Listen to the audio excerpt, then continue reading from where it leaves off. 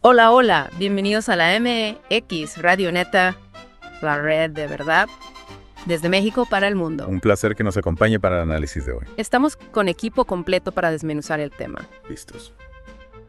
Hoy nos sumergimos profundamente en un periodo crítico de la historia mexicana, la era del neoliberalismo, Ajá. tal como se explora en el neoliberalismo mexicano del payaso justiciero. Exactamente. Usted nos compartió este texto y nuestra misión es desentrañar sus argumentos sobre esta significativa doctrina económica y política que mordió al México moderno. Una tarea importante.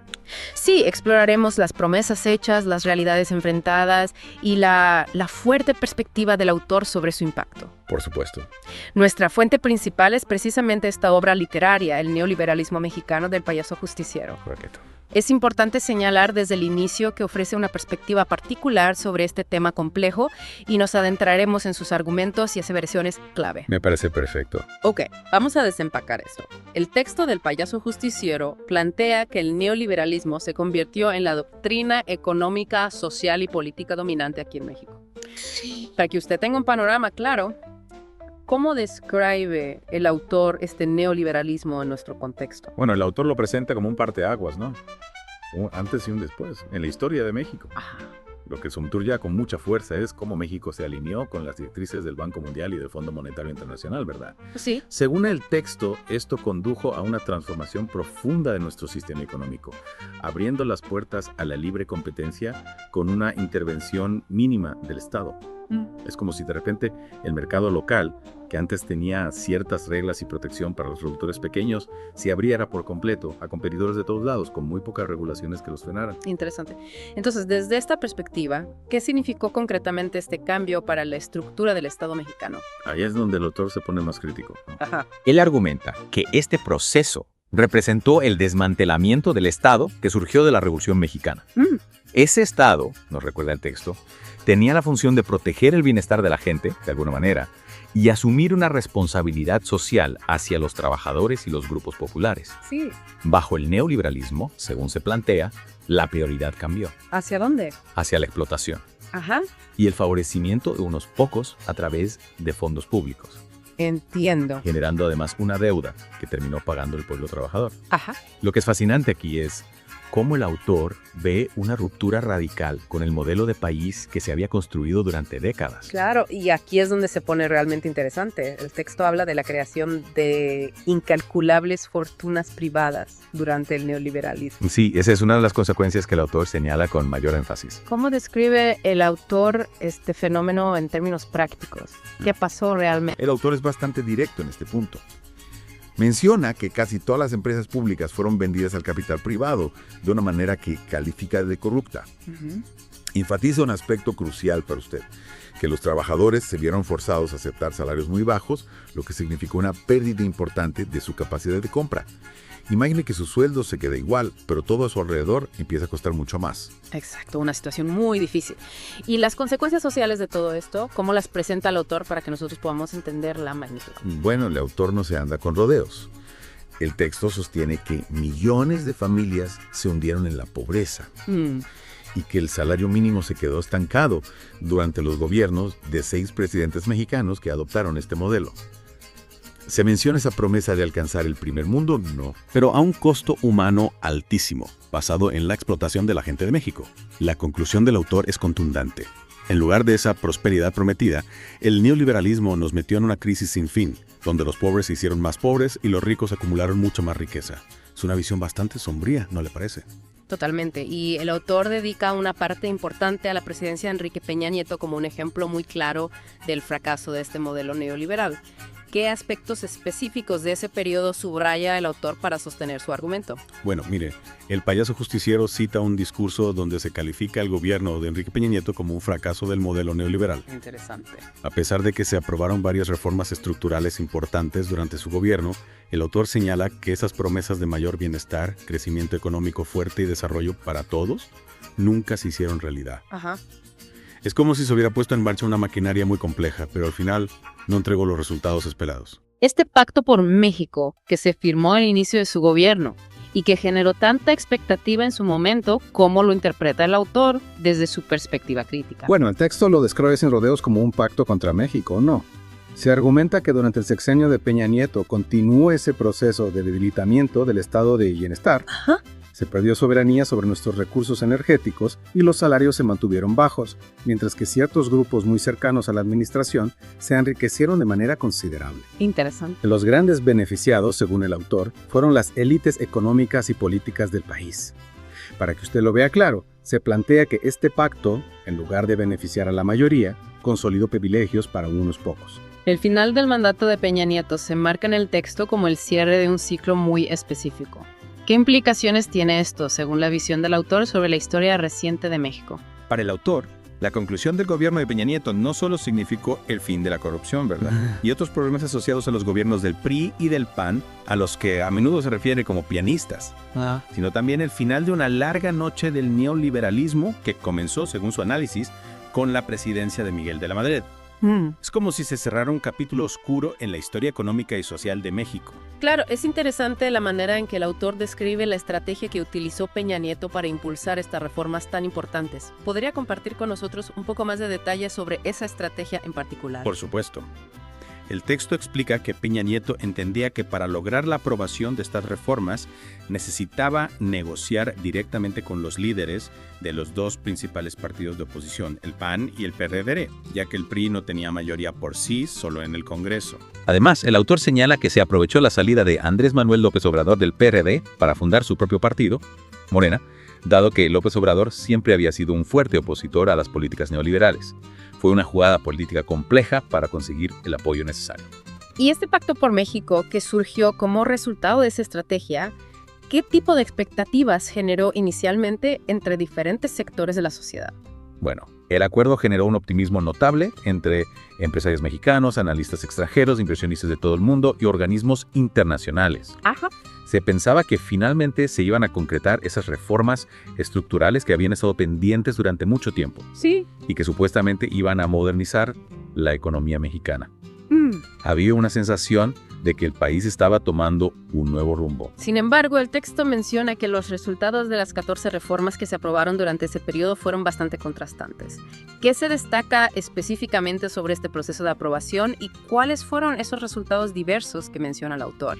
Bueno, el proceso de aprobación de reformas clave, como la de transparencia y la anticorrupción, fue particularmente difícil debido a la resistencia de ciertos partidos, sindicatos y hasta dentro de las propias estructuras de gobierno, no. Ajá. En cuanto a los resultados, el texto sugiere que no todas las reformas tuvieron la efectividad, la aceptación por parte de la ciudadanía o el beneficio público que se esperaba inicialmente. Entiendo. Algunas avanzaron, otras se quedaron a medio camino o tuvieron consecuencias no deseadas. El autor es bastante crítico con los esfuerzos que se hicieron en materia de combate a la corrupción durante el gobierno de Peña Nieto. Sí, de hecho, es un tema central en su crítica.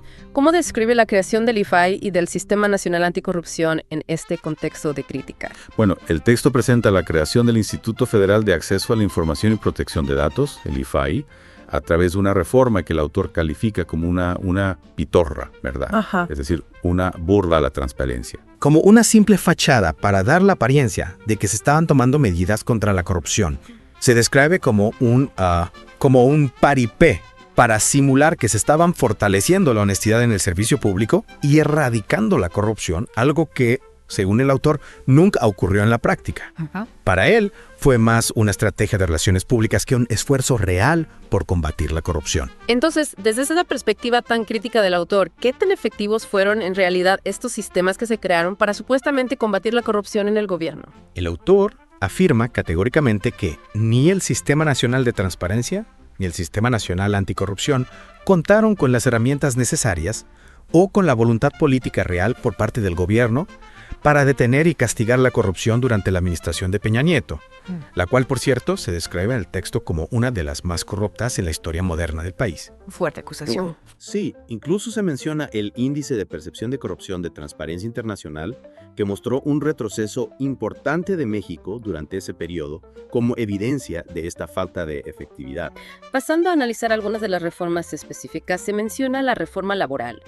¿Qué aspectos particulares resalta el autor sobre los efectos que tuvo esta reforma en el mundo del trabajo en México? Bueno, la reforma laboral se presenta en el texto como una medida que hizo más flexibles las condiciones para contratar y despedir trabajadores, lo cual en teoría beneficiaba a las empresas en un contexto de competencia global, no. Sin embargo, el autor señala que esta reforma generó solo la mitad de los empleos que se habían prometido y además se incrementaron los abusos por parte de los empleadores hacia los trabajadores. Es decir, se favoreció la flexibilidad laboral, pero a un costo para los derechos y la estabilidad de los trabajadores. ¿Y qué nos dice el texto sobre la reforma fiscal o hacendaria, la que tenía que ver con los impuestos? ¿Cuáles fueron sus principales resultados y la opinión del autor al respecto? La reforma fiscal logró incorporar a un número considerable de nuevos contribuyentes al sistema, lo cual sí incrementó la cantidad de impuestos que recaudaba el gobierno. Sin embargo, el autor critica que la mayor parte de estos ingresos adicionales se terminaron utilizando para pagar la creciente deuda externa del país, ya que el gobierno no implementó medidas para reducir sus propios gastos. En otras palabras, se recaudó más, pero no necesariamente se invirtió más en beneficio de la gente. También se menciona la reforma financiera.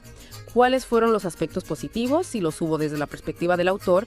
¿Y cuáles fueron las principales críticas o sombras que señala sobre esta reforma en particular? Se reconoce que la reforma financiera sí incentivó a los bancos a ofrecer más y mejores créditos al sector privado, lo cual podría verse como algo positivo para la economía, ¿no? No obstante, el autor lamenta mucho que no se haya aprovechado esta reforma para abordar el tema de las altas comisiones bancarias, las cuales considera perjudiciales para la economía de los clientes, y una fuente importante de ganancias para los grandes grupos financieros. Fue una oportunidad perdida según su punto de vista. En cuanto a la reforma de telecomunicaciones, que también generó bastante discusión en su momento, ¿qué balance general presenta el autor sobre sus logros y sus posibles fallas? La reforma facilitó la creación de nuevas cadenas de televisión a nivel nacional, lo cual rompió un poco el duopolio existente. También permitió la reducción de precios en algunos servicios de telecomunicaciones y la eliminación de los cargos por llamadas de larga distancia, lo cual benefició a muchos usuarios. A pesar de esto, el autor señala que la reforma no logró romper el poder de mercado que tenía Carlos Slim en el sector de la telefonía fija y móvil, lo que limitó una competencia más efectiva. La reforma de competencia económica buscaba supuestamente garantizar que hubiera una mayor libre competencia en todos los sectores de la economía. Exactamente. ¿Cuál es la opinión del autor sobre si se lograron o no estos objetivos? Que creó un nuevo organismo autónomo encargado de vigilar y asegurar la libre competencia, pero el autor sugiere que este organismo tenía una cierta inclinación a desfavorecer a las empresas estatales que pudieran tener algún tipo de monopolio. Es decir, se buscaba abrir los mercados, pero con una visión particular sobre el papel de las empresas del Estado. La reforma energética fue sin duda una de las más ambiciosas y también de las más controvertidas. ¿Cómo evalúa el autor los resultados que tuvo esta reforma en la práctica? El texto la describe como un fracaso rotundo, ¿sabe? A pesar de que se había promocionado como un motor de desarrollo que iba a reducir los precios de la gasolina, el gas y la electricidad. En la práctica, el autor argumenta que las grandes empresas petroleras internacionales fueron las principales beneficiadas, obteniendo acceso a yacimientos muy lucrativos, y que grupos extranjeros como Iberdrola crearon nichos de mercado con acuerdos poco transparentes para suministrar electricidad a grandes empresas transnacionales. El famoso gasolinazo de enero de 2017 se menciona como un momento crítico que generó fuertes protestas a nivel nacional y dañó aún más la popularidad del entonces presidente. Entonces, haciendo un balance general de todas estas reformas estructurales, ¿se cumplieron o no las promesas económicas que se habían hecho al inicio de este periodo? El autor es muy claro al afirmar que no se cumplieron. Estas reformas no se convirtieron en el motor del bienestar y el desarrollo nacional que se había prometido. El crecimiento económico promedio durante el gobierno de Peña Nieto fue bastante inferior al 5% que se había anunciado, y el desempeño general de la economía se califica como mediocre, especialmente si se considera que no hubo grandes crisis financieras a nivel global durante ese tiempo. El tema de la deuda pública también es un punto importante que aborda el autor. ¿Qué datos y qué críticas específicas presenta sobre cómo evolucionó la deuda durante estos años? Se destaca el aumento sustancial de la deuda pública durante el sexenio de Peña Nieto, alcanzando niveles preocupantes. Además, se critica que una parte importante de esta deuda se utilizó para cubrir los gastos corrientes del gobierno, incluyendo una nómina federal que había crecido considerablemente. Se señala como algo paradójico que, a pesar de que se obtuvo más crédito del exterior y se recaudaron más impuestos, La inversión pública disminuyó de manera importante en comparación con el gobierno anterior, lo que limitó la construcción de proyectos que pudieran tener un impacto social más amplio. ¿Y cómo evalúa el autor el comportamiento del tipo de cambio del peso mexicano frente al dólar durante este periodo? ¿Lo considera un indicador de fortaleza o debilidad económica? La depreciación del peso mexicano en más de un 55% frente al dólar estadounidense se presenta en el texto como otro signo de la debilidad económica que caracterizó ese sexenio. Una moneda que pierde tanto valor refleja, según el autor, una falta de confianza en la economía del país. El gobierno de Peña Nieto, al final de su mandato, destacó algunos logros económicos, como la creación de empleo y el control de la inflación. ¿Cómo contrasta el autor estos datos con su visión crítica de este periodo? Si bien se resaltó la creación de un número importante de empleos, la reducción de la tasa de desempleo a niveles bajos y el mantenimiento de la inflación en ciertos rangos, el autor contrapone estos datos señalando que la mayoría de los nuevos empleos que se crearon eran de baja calidad y con salarios muy bajos, que el control de la inflación se logró a costa de mantener los salarios estancados y que el salario mínimo había sufrido una pérdida de poder adquisitivo muy grande desde la década de 1980. Estos factores, según el texto, contribuyeron a un aumento muy marcado de la desigualdad en el país. La corrupción es, sin duda, un tema central en el análisis del autor. Absolutamente. ¿Cómo describe la proliferación de la corrupción en diferentes niveles durante este periodo de gobierno? El autor sostiene que la corrupción se extendió de manera muy amplia, especialmente en los negocios y tratos de aquellos que tenían cercanía con el poder político, lo que terminó socavando de manera importante la credibilidad y la popularidad del entonces presidente. Se presenta como un problema sistémico que permeó muchas áreas del gobierno y la economía. El escándalo de la Casa Blanca es detallado en el texto como un ejemplo emblemático. ¿Qué implicaciones tuvo este caso específico, según la interpretación del autor, para la imagen del gobierno? El escándalo de la Casa Blanca se presenta como un ejemplo muy claro de la forma en que operaba la administración de Peña Nieto, con posibles conflictos de interés y favores hacia contratistas cercanos al poder. La investigación posterior, que fue realizada por un funcionario que era leal al presidente y que terminó exonerándolo, se considera en el texto como un fracaso en términos de rendición de cuentas. Las explicaciones que dio la primera dama y la disculpa posterior del presidente no fueron suficientes para calmar la indignación de la opinión pública. Otro caso grave de corrupción que se menciona en el texto es la llamada estafa maestra. ¿Podría explicarnos brevemente de qué se trató este escándalo y por qué el autor lo considera tan significativo? La estafa maestra se describe con un esquema muy elaborado para desviar una gran cantidad de fondos federales a través de una red de 128 empresas fantasma, involucrando a funcionarios de diversas dependencias de gobierno, rectores de universidades públicas, funcionarios de gobiernos estatales y ejecutivos de empresas privadas. Es un ejemplo de cómo se utilizaron recursos públicos de manera irregular a una escala masiva. Los escándalos relacionados con la empresa Odebrecht y las acusaciones contra varios gobernadores priistas también son mencionados en el texto. ¿Cómo contribuyeron estos casos a la percepción generalizada de corrupción durante este periodo? Estos casos se sumaron a la ya deteriorada imagen del gobierno, reforzando en la opinión pública la percepción de que la corrupción era un problema generalizado y sistémico que afectaba a diferentes niveles de la administración pública y a diferentes regiones del país. Cada nuevo escándalo abonaba a esta percepción negativa. La violencia criminal que se heredó del gobierno anterior fue un desafío importante para la administración de Peña Nieto. ¿Cómo abordó este problema su gobierno según la descripción que hace el autor en el texto? A pesar de que en su campaña se habían prometido nuevas estrategias de seguridad, el autor señala que en la práctica se continuó con la misma política de priorizar el uso de la fuerza militar contra los cárteles de la droga, dejando un poco de lado la importancia de la inteligencia policial y de abordar las causas sociales que estaban detrás de la violencia. La fuga del Chapo Guzmán de una prisión de alta seguridad se presenta como un símbolo muy claro del fracaso en este ámbito. ¿Y cuáles fueron los resultados en términos de violencia durante el sexenio de Peña Nieto, según las cifras que maneja el autor? ¿Hubo una disminución o un aumento de los índices de criminalidad?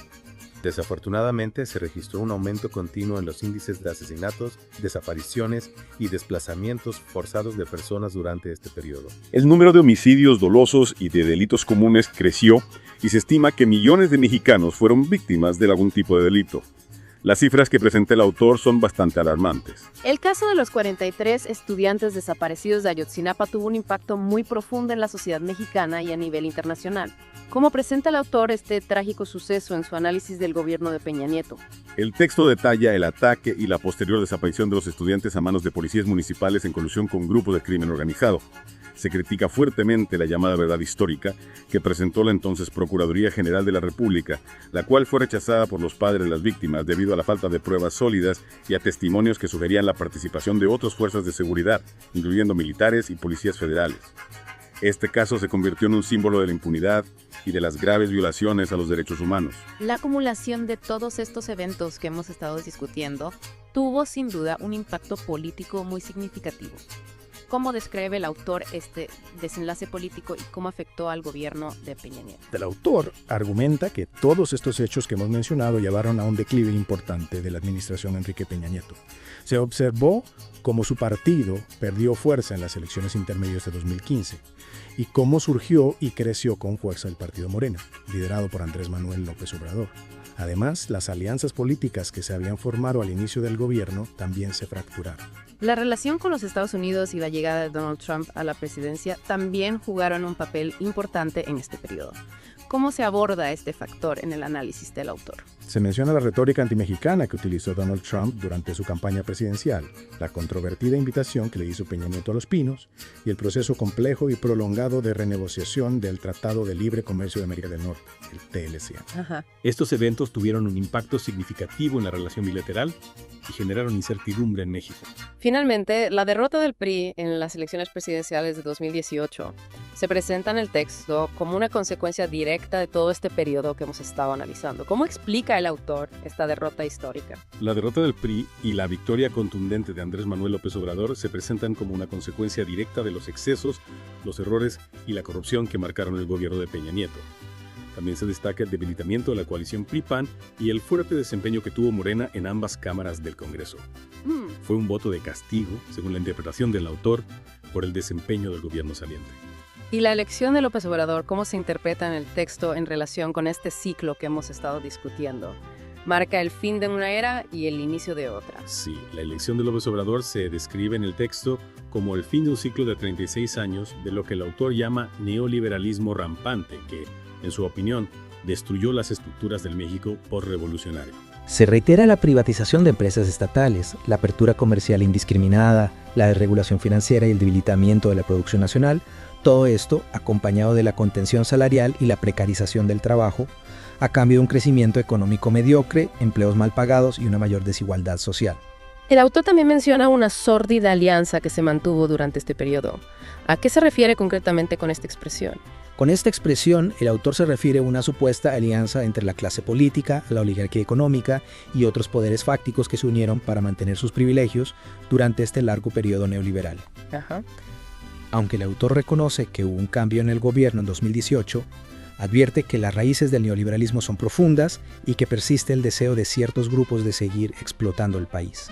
Y la victoria electoral de Andrés Manuel López Obrador, en este contexto que nos describe el autor, ¿qué representa para el futuro de México? Para el autor, esta victoria representa una oportunidad histórica para reinventar a México a través de una transformación profunda en todas las áreas de la vida nacional, rompiendo con el modelo neoliberal que, según su análisis, tanto daño le había causado al país. Es una visión, optimista, ¿no? Sí, el autor ve en este cambio político la posibilidad de un nuevo rumbo para México. Lo que resulta fascinante al leer este análisis es cómo el autor entrelaza todos estos eventos y políticas para construir una crítica muy fuerte y coherente del impacto del neoliberalismo en México desde sus inicios hasta el momento en que se escribe este texto. Sí, es un análisis profundo y provocador que invita a la reflexión. Así es, aquí vemos claramente la perspectiva del autor sobre este periodo tan importante de nuestra historia reciente. So, what does this all mean for you, our listener? Si conectamos todo esto con el momento actual, esta visión crítica nos invita a reflexionar sobre las consecuencias a largo plazo de las políticas económicas que se implementan en un país y cómo éstas pueden afectar profundamente a la sociedad, a la distribución de la riqueza y a los niveles de corrupción. Es una lectura que nos hace cuestionarnos muchas cosas. Key takeaways for you.